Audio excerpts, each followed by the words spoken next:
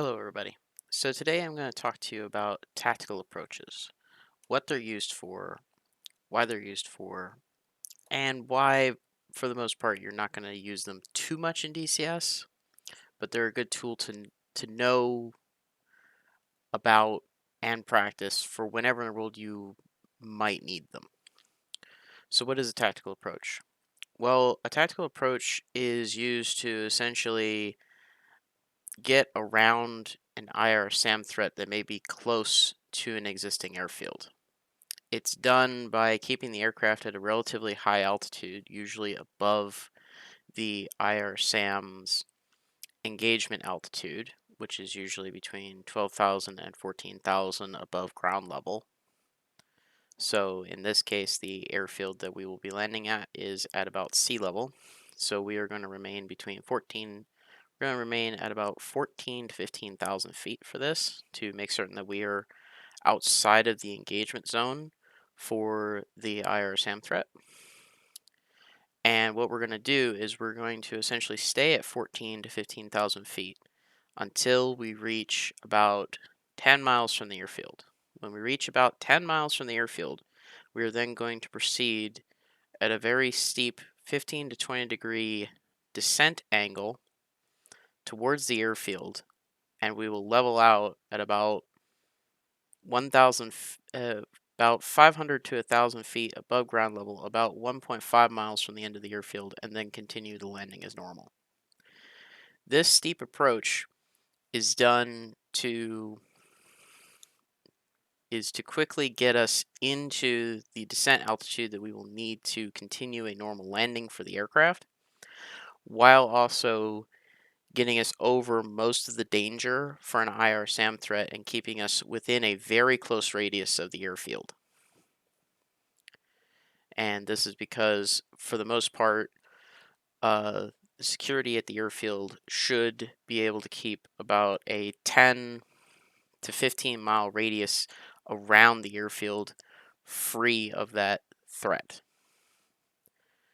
So when we approach, we're going to stay high and then we're going to descend steeply.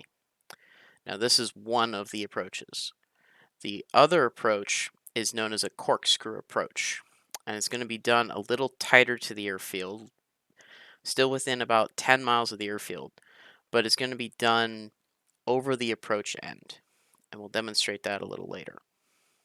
So for this approach, we're going to continue at 14,000, and when we reach 10 miles as indicated on the aircraft, on our steer point, we are going to then descend at a 10 to 15 degree dive angle with full speed brakes deployed and geared down to get the most drag out of the aircraft. This way, because the F-16 is so slick, we would easily, very quickly pick up to well beyond gear deployment speed. So between the 15 degree nose dive angle, plus the speed brakes, plus the gear drag, will help us slow down and keep us within the gear overspeed limit so that we can land safely at the airfield. And so now I will demonstrate a tactical descent landing into an airfield on Cyprus.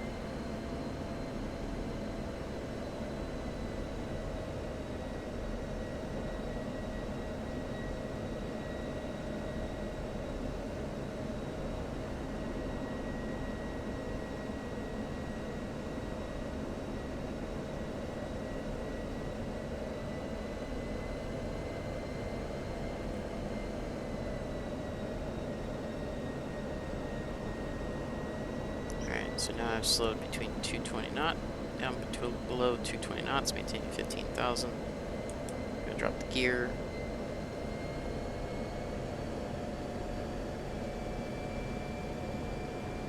And gear is down and locked.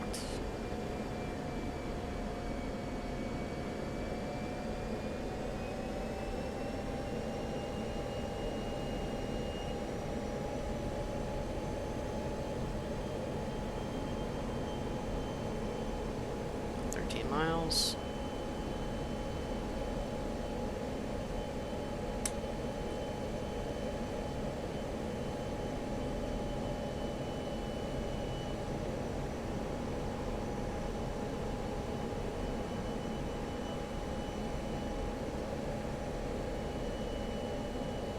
Right to keep us lined up on the waypoint. 12 miles.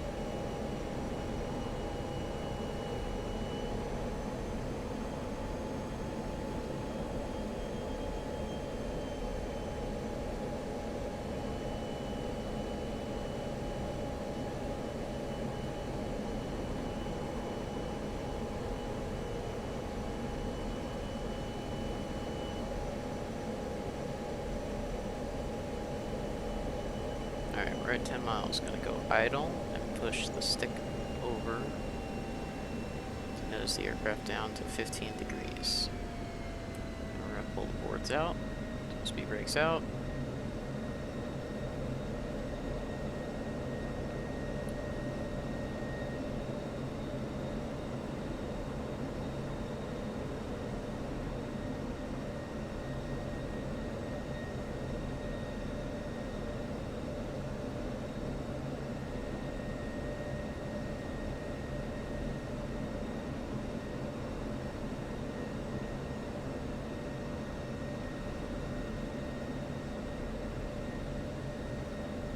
Increase the dive angle just a little bit.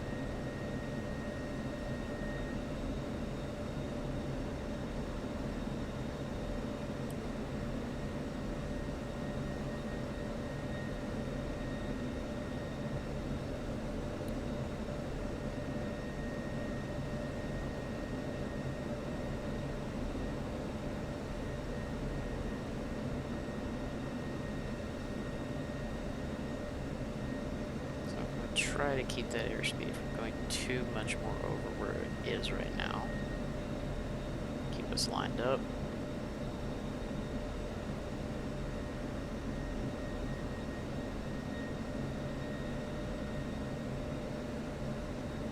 Altitude 5,000 feet. Airfield elevation is at about 143 feet.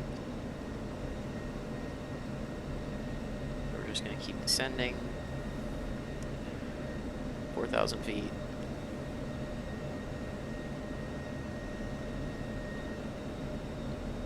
3,000. Now a normal ILS or visual approach is usually done at about a 3.5 degree dive angle. We are well in excess of 3 times that. So we're going to pull it out here right over the approach lights.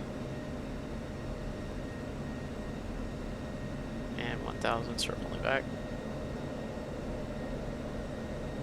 700, pull back again.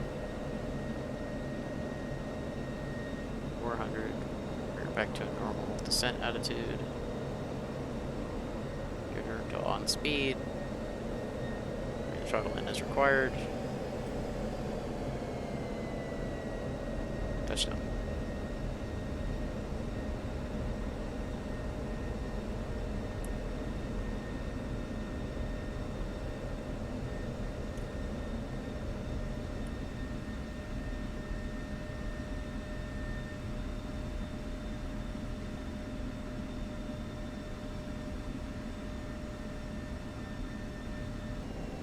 Alright, so now we're going to do the corkscrew approach into the same airfield. So the airfield is right over there, and we're starting at about 17 to 18,000 feet. So right now we are starting pretty much heading in the opposite direction of the airfield that, of the runway that we want to land at.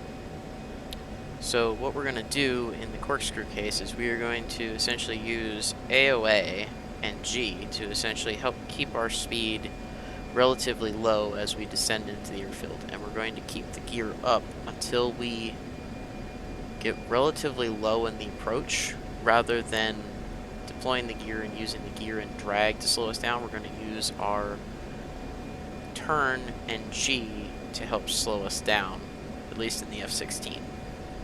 Now, this may not apply to every aircraft, and you will have to figure out what the specific procedure will require for your aircraft. But I've found in the F-16 that if you keep the gear in until pretty much your final turn to the runway, that it's better. So I'm going to advance the waypoint. Alright, so now we're over the approach. So now I'm going to bank the aircraft over, and I'm just going to start a slow 15 degree to 20 degree spiraling descent over the airport. And we're going to bring ourselves to where the end of the turn is going to end up on the runway heading. So we're going to descend here, passing 12,000.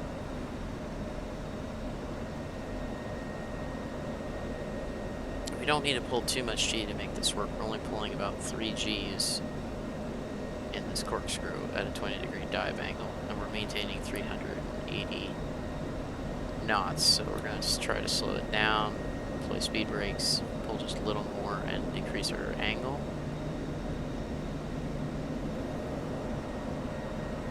We're at 5,000. Altitude. 4,000. Altitude. So at this point, we're going to steepen the angle. Pretty much, we're going to roll right out on runway heading.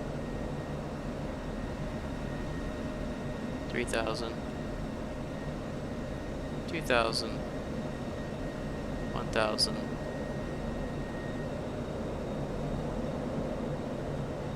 Okay, we're rolled out on runway heading. Still slowing down.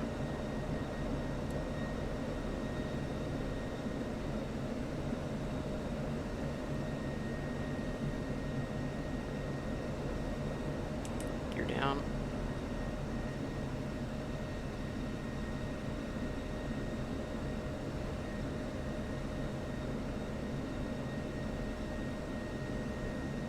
Gears down and locked. 190, 180, 170. Power.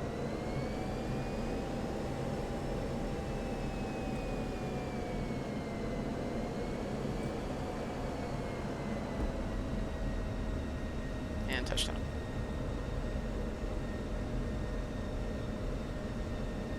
So that was the corkscrew approach. Now, as I said, I have found only a couple of times when I have needed to do these types of approaches in DCS. Both of which were when the airfield had enemy forces or enemy surface-to-air threats nearby the airfield within 15 miles. And most other players who did not do these types of approaches ended up getting hit or shot down, and I usually landed safely. So I hope this helps, and I will see you in the next video.